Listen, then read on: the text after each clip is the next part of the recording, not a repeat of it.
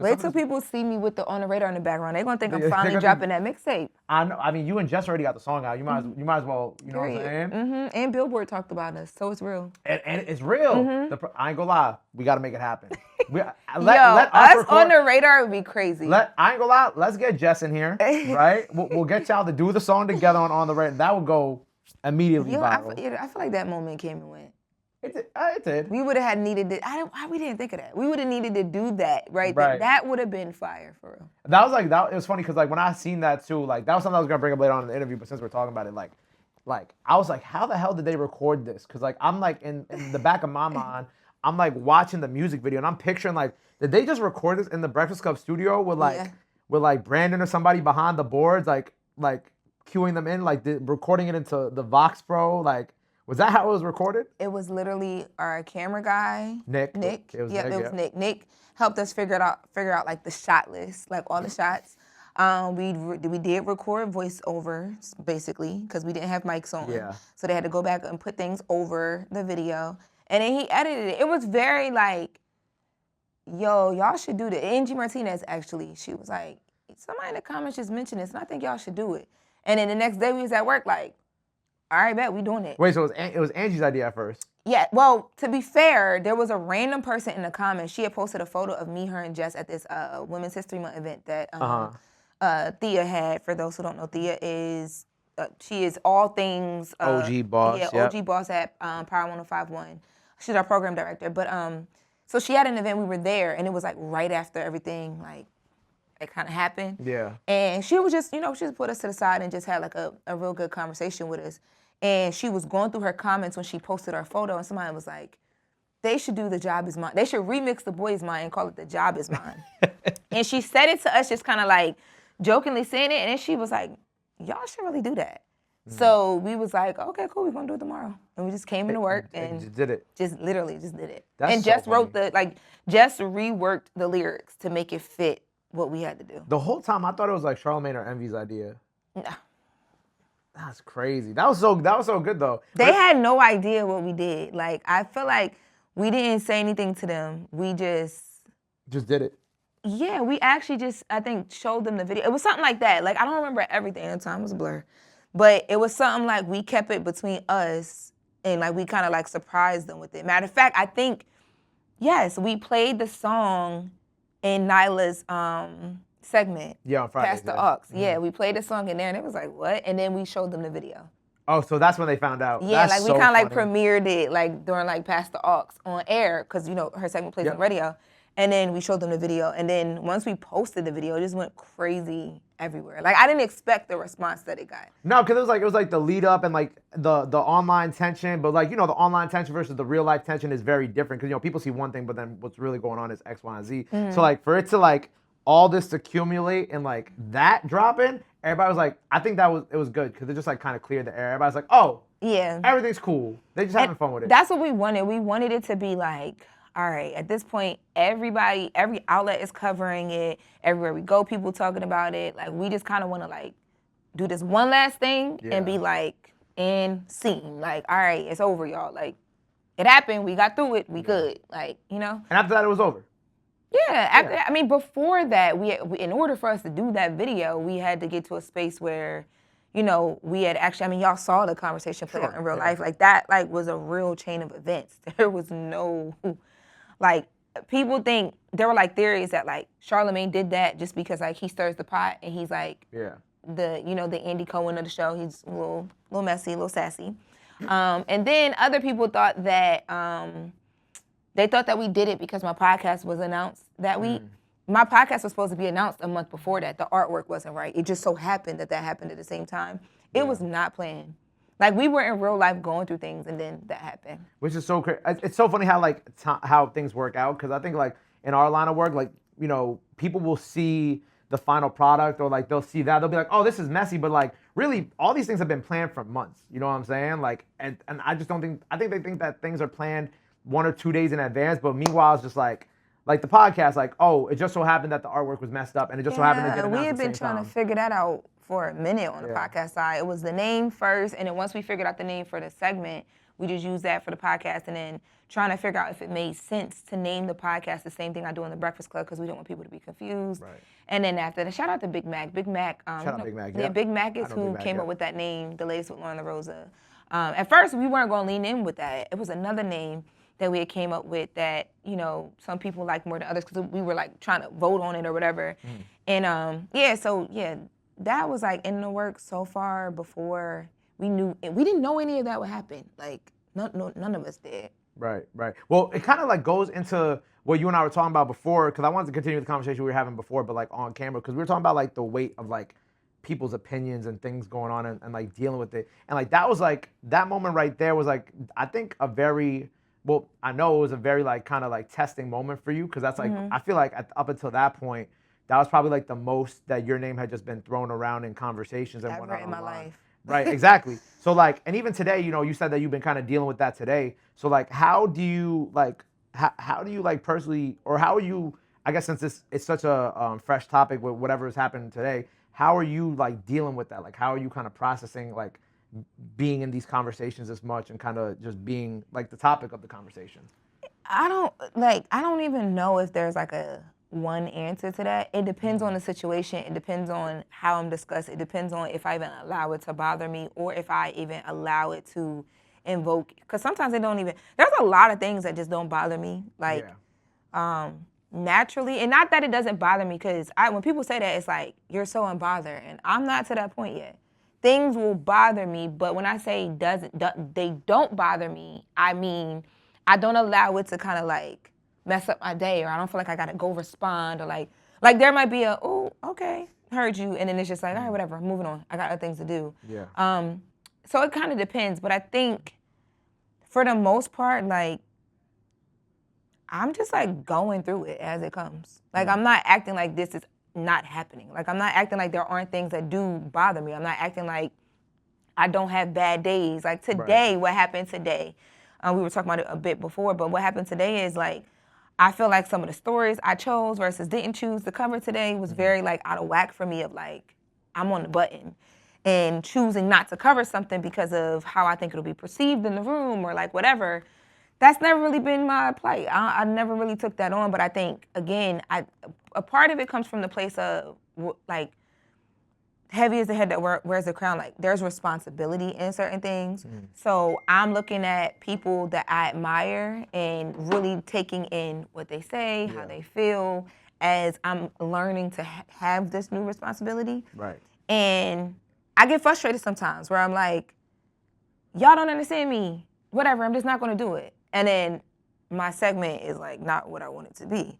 And then I had to have a conversation with myself. And honestly, Envy's really good. Like, I'll call Envy and be like, I had a bad day today, and I didn't like how I felt about this, or I should trust in my instinct here. I don't know what's going on. I'm used to trusting my instinct. And one of the things that he always tells me is like, at the end of the day, when people watch that segment, when they hear the segment, they point back to you. Right. So how prepared you are, how prepared you're not, what's right, what's not right, what you covering, whatever, that all comes back to you. So you gotta like really focus and center on what is it you wanna do and how you wanna do it, because people gonna point to you about it anyway. Yeah. So, you know, it's really day by day, situation by situation. I'm just going through it. Like, I don't really have an answer. Do you ever look at it and just like, oh, I just had like a bad segment day? Like, cause think about it, you still got 4 more days. You know what I'm saying? 4 more days and a whole life to live, because God is good and I ain't going nowhere. Amen, yeah. Yeah, but you do, but I think I'm also, like, the way that I've always been, not just because of TMZ, but like in any job I've ever had, I've always had really good jobs, and I've always had jobs where like you had to perform very well, or like you out. Yeah. Like, spare of the moment, you out. So I think there's always an anxiety of like, do I have another day? Like, do I have another segment?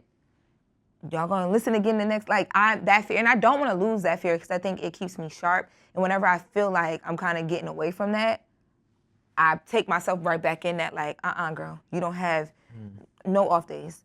But realistically, that's not realistic. Like, it happens. So I think because of how I've been trained through other jobs that I've had, whether it was like, you know, corporate marketing or like whatever, TMZ, all these things, it's rough to, in real time, allow yourself to be like, tomorrow's another day. for me, it's like, tomorrow's another day, but today was not good. And I don't like that today wasn't good because I know everything I could have done to make it better, and in the moment I didn't. Why was my decision making like that? Like I start to like really break down all these things. You backtrack. Yeah, everything is like very, I'm always trying to get to the core or the why. Yeah. And sometimes when I do that to myself, like like I'm basically interviewing myself, you can't answer those questions all the time. And even if you can, there's nothing you can do about it. Right. So it puts you in a space of like how I came in here today, like, oh, I had a bad day. I'm pissed I had a bad day because my day didn't have to be a bad day. She came in here dripped out, but was like, I had a bad day. Oh, yeah. I mean, I'm always cute. Of course. Yeah, you know what I'm saying? The outfit's going to give fit, but it might not be. No pockets. No pockets. Just me, I don't even remember the name of this brand, my Milano Di Rouge. Like, you know, I'm going to pull up, but where am I going to be in my head too much? That's what it is. Yeah. I've been in I keep getting in my head at times, and I don't like that feeling. Yeah. I've been working on like, I can relate to that because I try to work and get myself like out of my head. Like I definitely struggle with that a lot. Like Rob can attest to that. Right, Rob? Like I be in my head all the time and I really just it'll be like, we could have like one bad day or like there could be like a video that'll go viral for like, I guess the wrong reasons. And I'll be like, fuck, like we're done. Like literally I'll be like, we're done, we're falling off, it's over. And then like the next day, I'll get the call, they'll be like, oh, Chief Keef and Lil Nar want to come do On the Radar tomorrow. And I'll be like, oh, like we back. Yeah, we back. You know, like I even told, like, I think I told Kai, like at the end of Mafia-thon, I was like, yeah, man, like, and I get in this bag a lot. Like we could have like a bad like numbers week and I'll just be like, oh man, we're falling off. And I'll call Calvin, who helps run my social media and does like a lot of the day-to-day stuff in the street. I'll be like, bro, how was this week? And he'll be like, Gabe, you need to stop. He's like, you need to stop. But like I was in like a weird place before the Mafia-thon stuff too, and I'm like, damn, are we falling off? But the one thing my dad had always told me was, he's like you know what you said, head down, keep going. Yeah. Just head down, keep going, because like tomorrow's another day. Like I think my outlook and like what I would say to you is like, a lot of like what we do obviously is like, if it goes wrong, you're like, fuck, like am I doing a good job? You just made me think of a story and I want to write it down. Story? I'm not like being rude. I just literally just thought of. What story? Just keep going. I'll tell you after.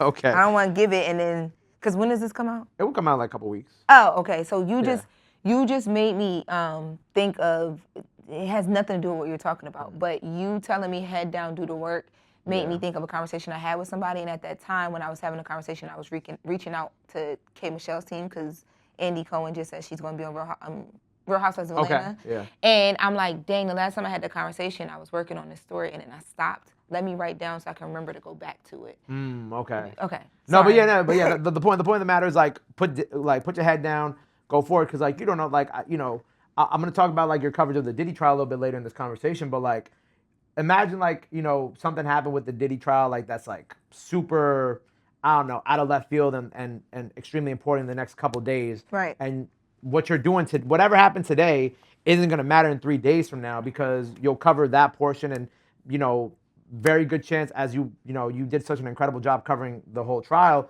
people are going to automatically tune in and forget about everything that you did the day before. You know what I'm saying? Yeah. Like, that's kind of how I look at it. Like, I could put out like a video that does really bad today, and then tomorrow I could put out a video with Herbo, or, you know, we could put out one of the all-star ciphers that we do, or put out something that's like very meaningful and impactful, and then all of a sudden, like, the internet's like, all right, never mind, we forget. And I think that's the one thing I've learned about. I've learned about finicky. People are so finicky. So like, I don't know, whatever happened today, I ain't gonna lie, it's not gonna matter by Friday.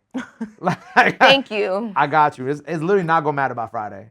So you got to get up out of your head about it. Yeah. I'm still working. I need to take my own advice, but you know. Yeah, I don't know. I just want to make sure that I'm doing like my 200% all the time. It's more about myself too than other people. It's like I know my work ethic and where I want things to be. Right. And I don't want to get comfortable. I don't want to fall from under that. Have you always been like this? Like what was like Lil Lauren? What was like Lil Lauren like? Oh, I was a lot. You were a lot? Yeah. Like, I mean, what do you mean by a lot?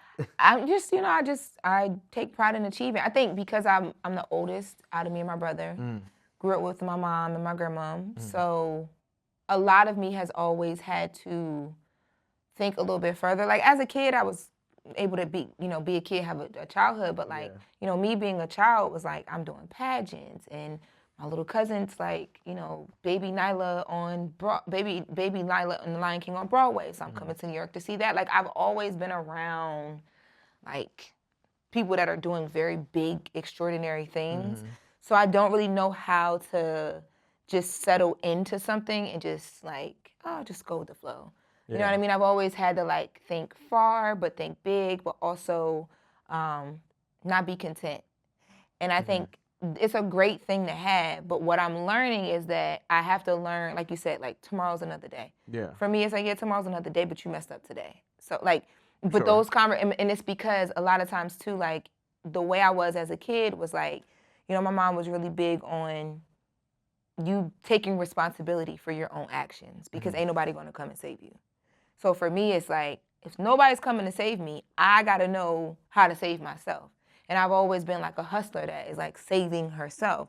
So a lot of that too is like an internal battle of like, Loron, you messing up. Ain't nobody gonna come save you. If the rug come from up under you today, because you can't get back to the consistent, like whatever the case may be.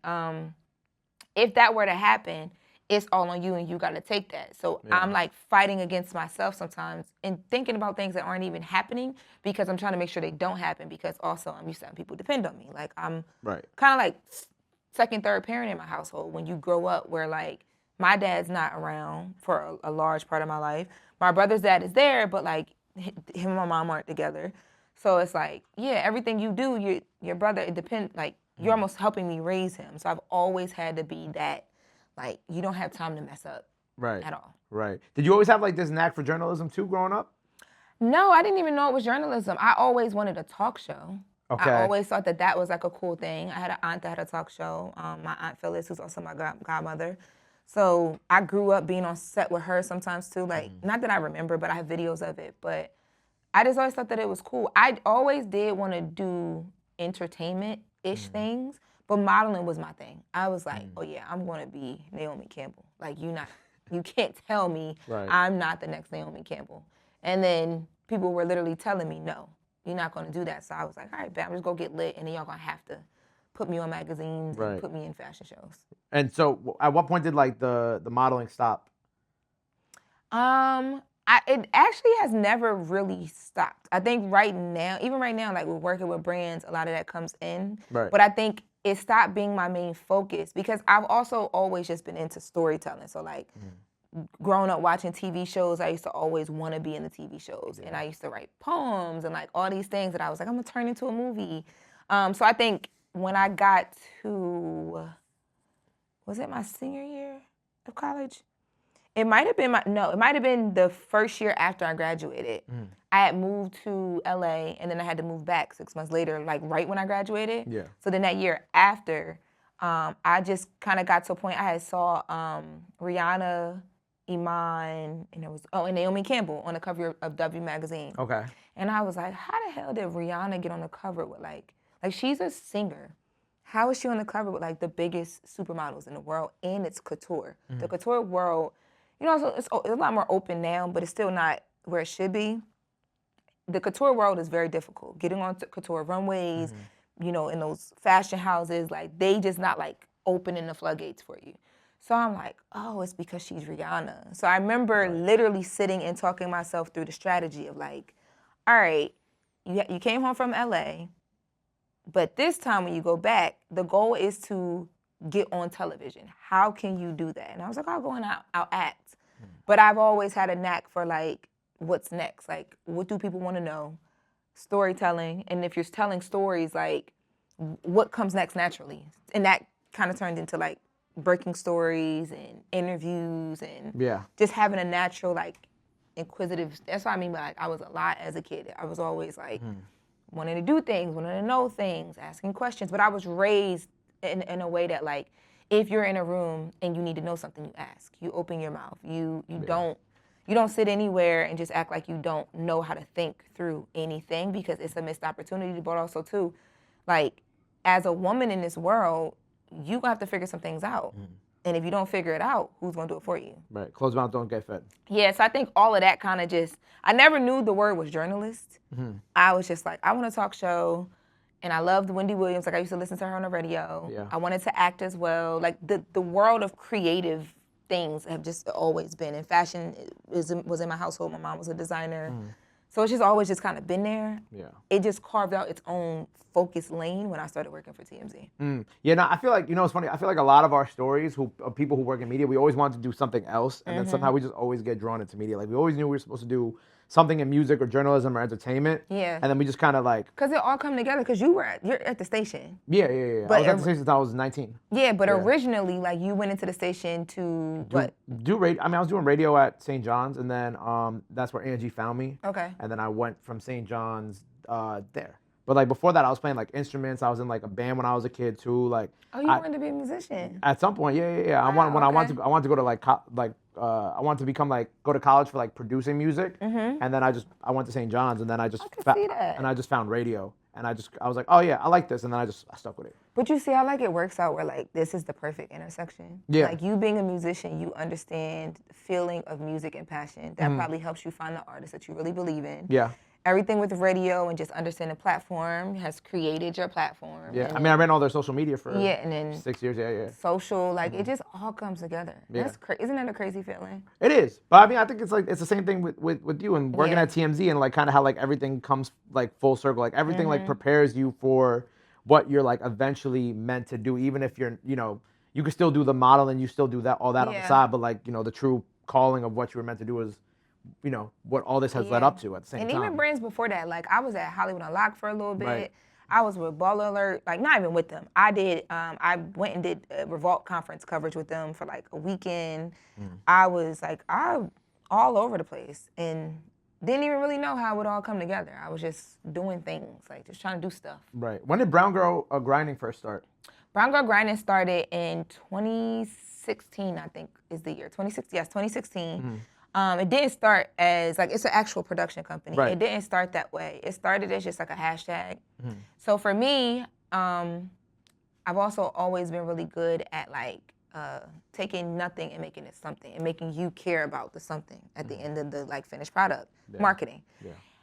So I went to school for that. I got a degree in marketing, and when I was in LA, when I moved there the first time, I met with this agent, and he was, just being really honest with me. He was just like, look, we can send you out on a couple auditions and, all the things. But in the talk show space, most agents don't want to sign people who want to be personalities or talk show hosts because there's not a lot out there for them, especially for you. And I was like, what do you mean by especially for me? And he was like an older Asian guy. We had met a couple times, and he had a daughter my age. So he used to, I used to call him and ask him certain things. So when he said that, I'm asking, he's like, think about what women that look like you, like what black women do you see in the talk show space on the mainstream? Like, you're in LA, so this is the mainstream. Like, who do you see? And at the time, I could only point to Wendy Williams. And he was like, yeah. So, I don't even have a group of clients to even pitch you to. They're not looking for you. And I was just like, oh, okay, cool. And I left there, and I was like, if they're not looking for me, is it that they're not looking for me because, they really just don't want to see me? Or have they just not come across me yet? Because I've always been a believer of if you're good enough, somebody's gonna figure it out for you. Or you're gonna figure it out for yourself and people are not gonna be able to ignore you. Yeah. So I just started hashtagging Brown Girl Grinding because I was vlogging. And my vlog was all about my grind, trying to just not give up on LA because I was so broke and just trying to figure it out. Yeah. I just started hashtagging, and I used brown for the color of my skin because I'm like, all right, well, if nobody wants to lean into this because you telling me you can't make no money off of it, I'm going to be the explosive one to lean into it. Yeah. Because everybody was like, don't do certain platforms. Don't work for this, don't work for that. You don't want to be the black girl at the black thing. And for a long time, I thought that was real too. I was like, if I go work for a black outlet, I'm going to only be able to do certain things. It'll pigeonhole me, whatever. And then I realized that was bullshit. And I just leaned in. But now it's a production company. So the last thing that we did successfully, and kind of like one of the first major things under the company was the Car Queen show with Miss Mo Money, who was formerly of Love and Hip Hop. We did a trial run of shooting her first pilot, I would call it a pilot season. And then we got it on Tubi, and now she's trying to figure out her second season. But my goal for the company is to do that. I want to be able to help other women like me and people like me tell their stories, and I want to produce a bunch of stuff for myself as well too. It's just figuring out the time now. Right, because now you be producing their stuff, your stuff. You got the Breakfast Club. I don't have it's so much attention to detail when doing all this stuff. So Have you been able to build that team around you yet, though? 'Cause not that's the for one thing that's brown, gonna save you. not for brown girl grinding yet. Okay. But as far as me personally, yes, and they do help out with brown girl grinding stuff. But I do need I need producers. And people I can trust too, because that's the biggest thing. I think because everything is so new for me, I just be going through this thing of your reputation is everything. People hear about you before they actually get to meet you and experience you. So I just want to make sure that whoever I bring on the team is somebody that cares about this and what I want our focus and our mission to be just as much as I do. Yeah. And that's a little scary. It's terrible. I ain't gonna lie. The one thing I feel like I've personally learned from building a team is that everybody just kind of everybody who's meant to be there just comes around naturally. That's what I'm waiting on. You don't interview them. Everybody who's here with me today, they just kind of showed up one day and then they never left. Yeah. And then I was like, all right, cool. And then what I've realized is people who I've interviewed for positions, they just never fit the bill. They never pan out. That's why I'm not really tripping. What I told myself after we did the Car Queen show, because I felt like although it was amazing that we got it onto Tubi and I really believe in the idea, I was like, man, if I had a lit team that could have devoted more to the after process of it, letting the world know it's there and marketing. all of that. Yeah, marketing. And then just also we preparing for the second season. If I'm a part of the second season, I had to, say hey, I want to be more of a consulting producer on this because I don't have the time to devote. I know I can't balance everything that's going on right now. If I had that team, I'd be able to do that. But I do want people to naturally come around. So my plan is to just this year, going into 2026, is to just do things for myself and then allow from that me to naturally meet the team. Yeah. I have a digital series that I've been writing for a few years just based off of turning 30 and living in LA and experiencing things for the first time. Just a couple things I want to do.